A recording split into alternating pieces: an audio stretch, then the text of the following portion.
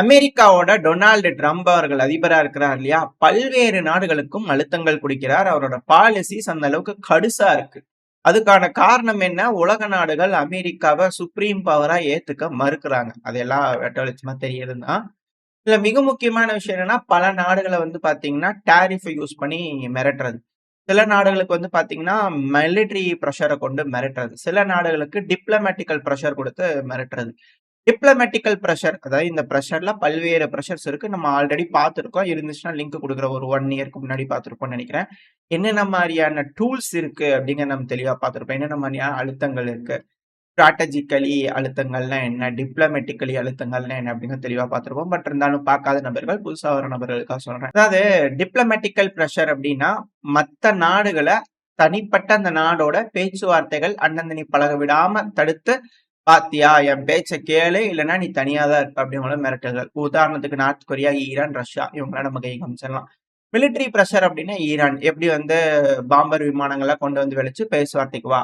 Maximum pressure அப்படின்னு சொல்றாங்க இல்லையா? ஸோ எல்லா வகையிலும் அழுத்தங்கள் கொடுத்து சாங்ஷன், எக்கனாமிக்கல் பிரஷர் இதோட பல்வேறு அழுத்தங்களை கொடுத்து வந்து பாத்தீங்கன்னா ஒரு நாடை வந்து பேச வைக்கிறது. இது போல பல்வேறு அழுத்தங்கள் இருக்கு. ஸோ இதுல இருந்து உங்களுக்கு என்னென்ன அப்படிங்கிறது புரிஞ்சுக்கணும்னு நினைக்கிறேன்.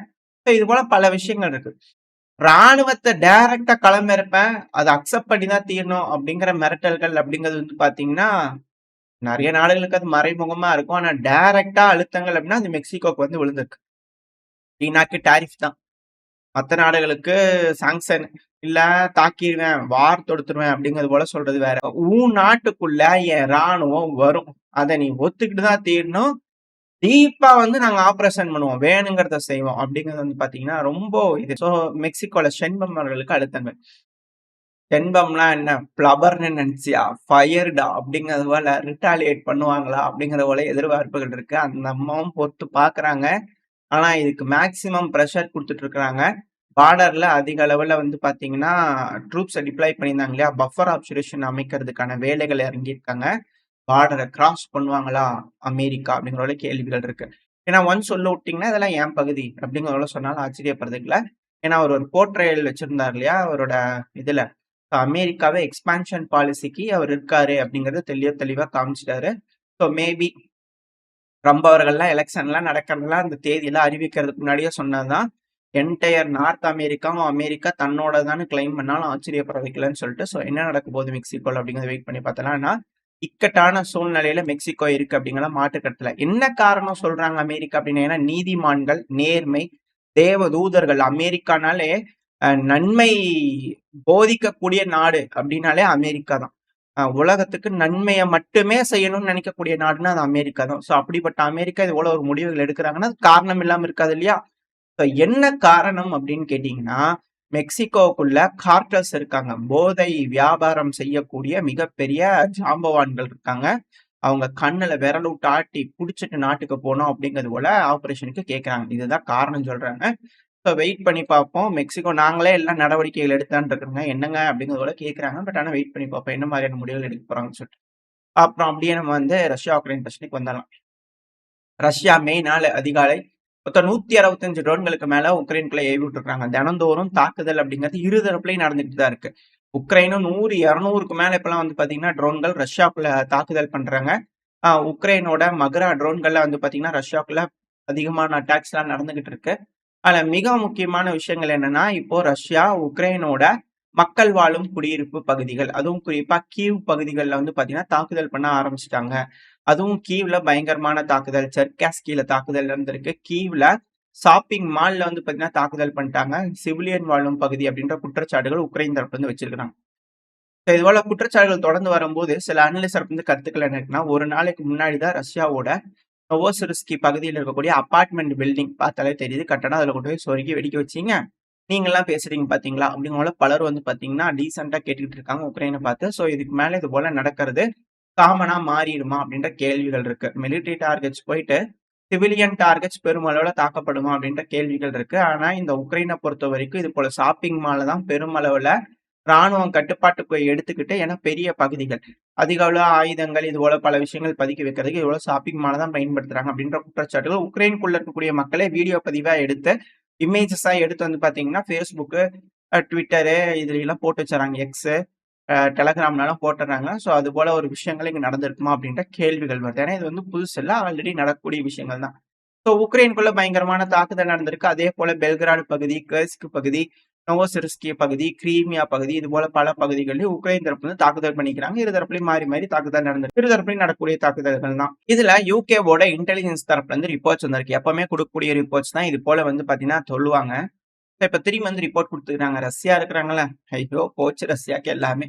2025ல அதிக அளவிலான கேஷுவாலிட்டீஸ் ரஷ்யாக்கு இருக்குங்க. உயிரிழப்புகள் அதிக அளவுல இருக்குங்க அப்படிங்கிறது போல இவங்க தரப்புன்னு சொல்லிக்கிறாங்க. ஆல்ரெடி ஆரம்ப காலத்துல இருந்து இன்னி வரைக்கும் சொல்லிக்கிறாங்க. 3 வருஷமா. ரஷ்யா கிட்ட அது இல்ல, இது இல்ல, அவ்ளோ ஆச்சு, இவ்ளோ ஆச்சுன்னு. ஆனா அங்க எதுவும் ஆன மாரி தெரியலையே அப்படிங்கிற ஒரு கேள்வி இருக்கு. இவங்க தான் அது பத்தல, இது பத்தல, இது வேணும், அது வேணும்னு மாறி மாறி இவங்க தான் பண்ணிக்கிறாங்க. குழப்பங்கள்ல இருக்கிறது இவங்க தான். ஆனா அங்க எல்லாம் போச்சு, அது போச்சு, இது போச்சு அப்படிங்கிறது போல இவங்க தரப்பு வந்து ரெகுலரா ஸ்டேட்மெண்ட்ஸ் குடுக்கறது வாடிக்கையா இருக்கு. ஸோ வெயிட் பண்ணி பார்ப்போம். யுகே சொல்றது எப்பவும் நடந்ததில்ல. ஸோ இதுவும் நடக்குதா இல்லையா அப்படிங்கிறத நம்ம வெயிட் பண்ணி பார்த்தரலாம். அடுத்தது ரஷ்யாவோட முதுகுல குத்துறதுக்கு ஒபெக் பிளஸ் நாடுகள் ரெடி ஆயிட்டாங்களா? ஏன்னா புரொடக்ஷன் இன்கிரீஸ் பண்ண போறாங்க. இல்ல ரஷ்யாவே வந்து பார்த்தீங்கன்னா, ஆயில் அதிக அளவுல தேவைப்படும் அப்படிங்கிறதுக்காக புரொடக்ஷன் இன்கிரீஸ் பண்ண போறாங்களா? என்ன ஏதுங்கிறது தெரியல.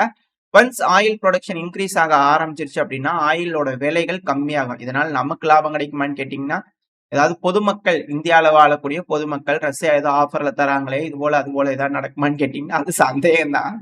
அதுல எந்த ஒரு மாற்றமும் இல்ல. பட் ஆனா OPEC பிளஸ் நாடுகள் புரொடக்ஷன் வந்து பார்த்தீங்கன்னா இன்கிரீஸ் பண்ணதா சொல்லப்பட்டுட்டு வருது. இது ஒருவேளை இது சவுதி அரேபியால செய்றாங்கன்னா, பிரிக்ஸ் நாடுகளுக்கு எதிரான ஒரு முடிவுகளா?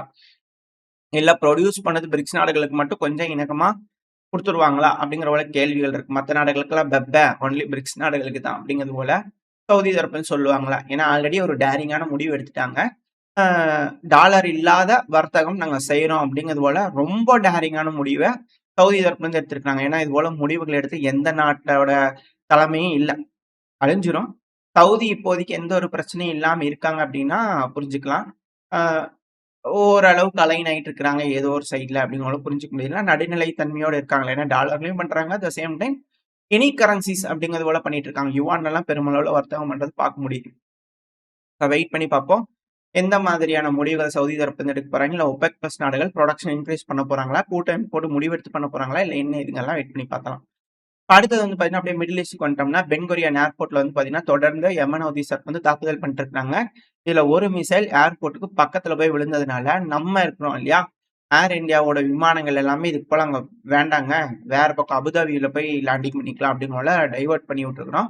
ஸோ இதுல இருந்து நம்மளால புரிஞ்சுக்க முடியுது. கொஞ்சம் சிக்கல்கள் மிடில் ஈஸ்ட்ல பெருமளவுல இருக்க போகுது அப்படிங்கிறது போல. அட் த சேம் டைம் வந்து பார்த்தீங்கன்னா, இதே மிடில் ஈஸ்ட்ல சைப்ரஸ் இருக்கு இல்லையா? துருக்கி வந்து பார்த்தீங்கன்னா, இப்ப புரொட்டஸ்ட் பண்ண ஆரம்பிச்சுட்டாங்க. இந்த சைப்ரஸ் பகுதியில எங்களோட கட்டுப்பாடு தான். அதுல வந்து முடிவு கிளியரா எடுக்கிற வரைக்கும், நாங்க விடுறதா இல்லன்ட்டு அங்க மிக பெருமளவுல போராட்டங்கள் நடந்துகிட்டு இருக்கு. இது வந்து தவறான ஒரு விஷயம். ஏன்னா கிரீஸ் இருக்கிறாங்க இல்லையா? அவங்களுக்கு எதிரான ஒரு முடிவுகள். அதாவது சிரியா எப்படி ஈஸியா துருக்கிக்கு கிடைச்சோ, அதே போல சைப்ரஸும் ஈஸியா கிடைச்சிரும் அப்படின்னு நினைக்கிறாங்களா துருக்கி? அப்படிங்கிற ஒரு கேள்வி இருக்கு. ஜியோ பாலிடிக்ஸ பயன்படுத்தி அசர்பைஜான் வந்து பார்த்தீங்கன்னா, நகர்னோ கரபாக புடிச்சுட்டாங்க. துருக்கி சிரியாவ புடிச்சுட்டாங்க. இப்போ சைப்ரஸியுமா அப்படிங்கிற ஒரு கேள்விகள் இருக்கு. இது எல்லாமே ஜியோ பாலிடிக்ஸ்ல ஈஸியா கிடைச்ச ஒரு விஷயம் தான் துருக்கிக்கு. ரொம்ப முக்கியமான ஒரு பொசிஷன்ஸ் இதெல்லாம். நம்ம தனியா எக்ஸ்பிளைன் பண்ணும்போது பார்ப்போம். ஏன் இதெல்லாம் இம்பார்ட்டன்ட் அப்படிங்கிறதுல. இந்த சைப்ரஸ பொறுத்தவரைக்கும் கிரீஸுக்கு எதிரான ஒரு இது. ஏன்னா கிரீஸுக்கும் அதுல இது இருக்கு. 2வது யுகேவோட பேஸ் அங்க இருக்கு. இது போல பல விஷயங்கள் அங்க இருக்கு. யுகேவோட பகுதி தான் அதெல்லாம். அது கிரீஸோட பகுதியில இடம் கேட்டு வச்ச பேஸ் கிடையாது. யுகேக்கு அதுல பகுதி இருக்குது. அவங்களோட சொந்த பகுதி அப்படின்னு பேஸ் வச்சுக்கிறாங்க. அது தனி ஒரு பகுதி. இது போல ஏகப்பட்ட டிஸ்பியூட்டட் டெரிட்டரி இருக்குது. இதுல வந்து பாத்தீங்கன்னா, யூரோப்பியன் யூனியன் இப்ப ரஷ்யாவ வச்சு சண்டை பிடிக்க போகுதாம். துருக்கி ரஷ்யாவ வச்சு சண்டை பிடிக்க போகுதா. ஏன்னா துருக்கிய நம்பி தான் பெருமளவுல யூரோப்பியன் யூனியன் இருக்கிறாங்க. அப்படி இருக்கும் சமயத்துல இத தனக்கு சார்பா பயன்படுத்திக்கணும், சாதகமா பயன்படுத்திக்கணுன்றக்காக சைப்ரஸ கேக்குதா துருக்கி அப்படின்ற ஒரு கேள்விகள் இருக்கு. ஒன்ஸ் இந்த சைப்ரஸ் தீவுகள் துருக்கியோட கட்டுப்பாட்டுக்குள்ள வந்துருச்சுன்னா, மெடிட்டரேனியனை ஆளக்கூடிய வாய்ப்பு துருக்கிக்கு கிடைச்சிரும். இது மேலும் மேலும் இக்கட்டான சூழ்நிலையை கொண்டு போய் விட்டுரும். இது இஸ்ரேலுக்கும் நல்லதல்ல. அந்த பிராந்தியத்துல இருக்கக்கூடிய மத்த நாடுகளுக்கும் நல்லதல்ல. மத்த நாடுகள் என்ன மாதிரியான முடிவுகள் எடுக்கிறாங்க அப்படிங்கிறத வெயிட் பண்ணி பார்த்தரலாம். இப்ப மிடில் ஈஸ்ட பொறுத்தவரைக்கும் ஏகப்பட்ட சிக்கல்கள் இருக்கு அப்படிங்கிறத மாற்று கருத்து இல்ல. அப்படியே அது மட்டும் இல்ல. இஸ்ரேல் வந்து பாத்தீங்கன்னா, பென்குனியான் ஏர்போர்ட்ல தாக்குதல் பண்ணதுக்கு 7 மடங்கு தாக்குதல் பெருமளவுல இருக்கும் அப்படிங்கிறத சொல்லியிருக்கிறாங்க. ஒரு 100 விமானங்கள் எடுத்து, அதுக்கு ஒரு 3, 4 டேங்கர் விமானங்கள் எடுத்து, அ தொலைதூரம் டிராவல் பண்ணி போய் மேசிவான தாக்குதல் திரும்பவும் பண்ணுவாங்களா? அப்படிங்கிற ஒரு கேள்விகள்லாம் இருக்கு யமன் ஹூதிஸ் மேல.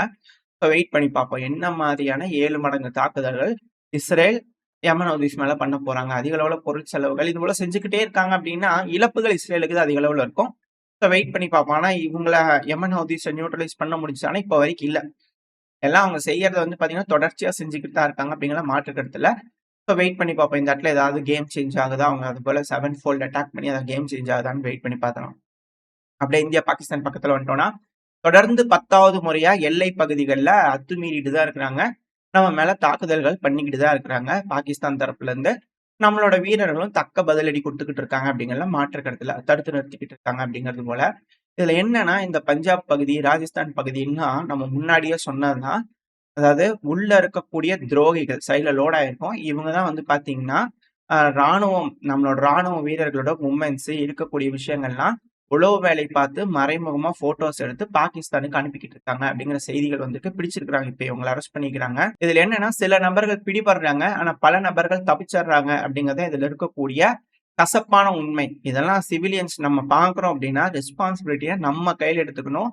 நம்ம அந்த சூழ்நிலை இல்ல அப்படின்னா, அவங்கள முடிஞ்ச வரைக்கும் அ ஃபோட்டோ பிடிச்சாது லீகலா நடவடிக்கைகள் எடுக்கிறதுக்கான வேலைகள பார்த்துறணும். இது வந்து நம்மளுக்கு ஏதோ பிரச்சனை வந்துரும் அப்படி இப்படின்னு யோசிச்சு ஒதுங்கக்கூடிய தருணம் இது அல்ல. ஏதாவது ஒண்ணு நடக்குது அப்படின்னா, நம்ம ரெஸ்பான்சிபிலிட்டி நம்ம கையில எடுத்துக்கணும். அப்பதான் நம்ம ராணுவத்துக்கு நம்ம துணையா இருக்கணும். அது மட்டும் இல்லாம இது போல மூவ்மெண்ட்ஸ் இருந்துச்சுன்னா, திரும்ப இது போல வீடியோ பதிவுகள், ஃபோட்டோஸ்லாம் யாரையும் எடுக்காதீங்க. எடுக்கிறவங்களையும் எடுக்க விடாதீங்க அப்படிங்கிறது இதுல இருக்கக்கூடிய விஷயம். துரோகிகள ஐடென்டிஃபை பண்ணணும். இந்த தருணம் ரொம்ப ரொம்ப முக்கியம் அப்படிங்கிற மாற்று கருத்து இல்ல. அது கூட வந்து பார்த்தீங்கன்னா, இந்த உலகத்துல அப்படிங்கும்போது வந்து பார்த்தீங்கன்னா, சில ரோல்கள் எடுக்கிறதுக்குன்னு சில நாடுகள் இருக்கிறாங்க. அதாவது உதாரணத்துக்கு சொல்லணும்னா, அமெரிக்கா அப்படின்னு எடுத்துக்கிட்டீங்கன்னா, இந்த உலகத்தோட போலீஸ். அநியாயங்கள் எங்க நடந்தாலும் தட்டி கேட்கணும். அநியாயங்கள் இதெல்லாம் அப்படிங்கிறத அவங்க சொல்லி, அத தட்டி கேட்கக்கூடிய நாடுகள் அப்படின்னா அமெரிக்கா சொல்லலாம். அதேபோல நாடுகள் எப்படி வாழணும் அப்படின்னு பாடம் எடுக்கக்கூடிய வாத்தியார்கள் அப்படின்னா யூரோப்பியன் யூனியன் சொல்லலாம். இது போல வந்து பாடம் எடுக்கக்கூடிய நபர்கள்ல அவங்க இத்தன நாளா இருந்தாங்க. இப்ப நம்ம என்ன சொல்றோம்னா, அதாவது நீங்க படிச்ச ஸ்கூல்ல நாங்க ஹெட் மாஸ்டருங்க அப்படிங்கிறது போல அவங்களுக்கு பாடம் எடுக்க ஆரம்பிச்சிருக்கோம். அது இப்ப வாத்தியார்கள் அப்படின்னு யாரெல்லாம் நினைச்சாங்களோ, அவங்களுக்கு பாடம் எடுக்க நம்ம ஆரம்பிச்சிருக்கோம். ஸோ அதே போல வந்து பார்த்தீங்கன்னா, இந்த தடவையும் நம்மளுக்கு பாடம் எடுக்க ஆரம்பிச்சவங்களுக்கு சவுக்கு எடுத்து விளாசிக்கிறாங்க. நம்மளோட ஃபாரின் மினிஸ்டரான ஜெய்சங்கர் அவர்கள் நம்மளோட வாதி தெளிவான வேலைகள் செஞ்சுட்டு இருக்காங்க. அதாவது அவர்கிட்ட வரக்கூடிய ஸ்டேட்மெண்ட் என்னன்னா, எங்களுக்கு ப்ரீச்சர்ஸ் வேண்டாம், பார்ட்னர்ஸ் தான் தேவை. முடிஞ்சா எங்களோட நில்லு, இல்லைன்னா கிளம்பு அப்படிங்கிறது வந்து பார்த்தா தெளிவான ஒரு மனப்பான்மையில கிளியரா சொல்லணும். ஏன்னா இது இக்கட்டான சூழ்நிலை. இந்த சமயத்துல நம்ம கூட இல்லாம நம்மளுக்கு எடுத்து சொல்றாங்க அப்படின்னா, கொஞ்சம் ஒதுங்கி நில்லுங்க. அப்புறமா வந்து கேட்டுக்கிறோம் அப்படிங்கிறத சொல்லிட்டு, நம்ம என்ன செய்யணுமோ அத நம்ம செய்யணும். நம்மளுக்கு கூட யார் நிக்கிறாங்களோ அவங்க தான் நம்மளுக்கு என்னைக்குமே கூட வரவங்க. இக்கட்டான சூழ்நிலையில கூட இல்லாதவங்க எந்த என்ன பிரயோஜனம்? நம்ம நல்லா இருக்கும்போது வந்து ஒட்டிக்கிறாங்க அப்படின்னா, ஏதோ தேவைக்கு தான வருவாங்க. நம்ம கஷ்டப்படும்போது உதவாத ஒருத்தங்க, நம்ம நல்லா இருக்கும்போது அவங்க ஏன் நம்மளுக்கு கூட வேணும்? அப்படின்ற கேள்விகள் இங்க இருக்கு இல்லையா? ஸோ இதுதான் இதுல இருக்கக்கூடிய விஷயம். ஸோ புரிஞ்சுக்குவாங்க. மேற்கத்திய நாடுகள், இது போல பாடம் எடுக்கக்கூடிய நாடுகள்லாம் புரிஞ்சுக்குவாங்க அப்படிங்கிறது போல நம்ம நம்பலாம். ஸோ இந்த ஒரு காரணத்தால எல்லாம் நின்னு வேடிக்கை பார்க்க போறாங்களா? இல்ல என்ன நடக்க போகுது அப்படிங்கிறத வெயிட் பண்ணி பார்த்தலாம். ஓரளவுக்கான தகவல்கள் இந்த பதிவுல பார்த்துருப்போம்னு நினைக்கிறேன். இதோட இந்த பதிவை நாம முடிச்சுக்கலாம். இந்த பதிவு எப்படி இருந்துச்சு? உங்களுக்கு பிடிச்சிருக்கா? பிடிச்சுனா லைக் பண்ணிட்டு உங்க ஃப்ரெண்ட்ஸ் கூட ஷேர் பண்ணிக்கோங்க. அது கூடயே மறக்காம இந்த பதிவு பத்தி உங்களோட கருத்துக்களை கமெண்ட் செக்ஷன்ல சொல்லுங்க. இந்த பதிவு நல்லா இருக்கும்ன்ற நம்பிக்கையில அடுத்த பதிவு உங்களை சந்திக்கிறேன். Stay safe. பை.